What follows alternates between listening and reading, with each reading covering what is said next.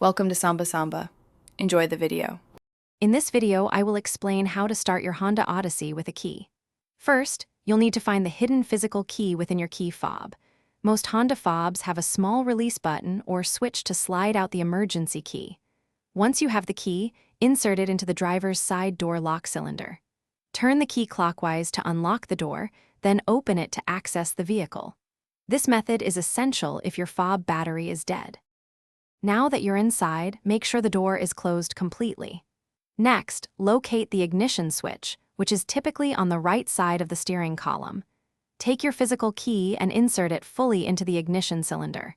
You might feel a slight resistance, but push it in until it's seated properly.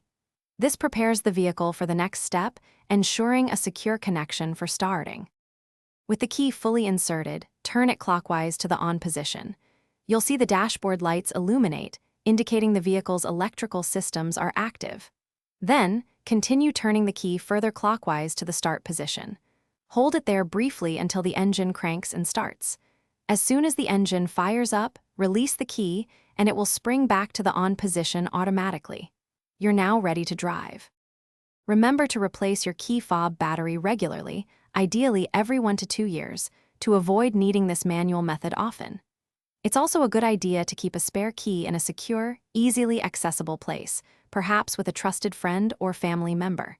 This ensures you always have a backup. And hey, if your car could use a refresh, check out the description for a link to Little Tree's Black Ice and other great deals. Thanks for watching, and drive safely. Thanks for watching. Consider subscribing if we helped you.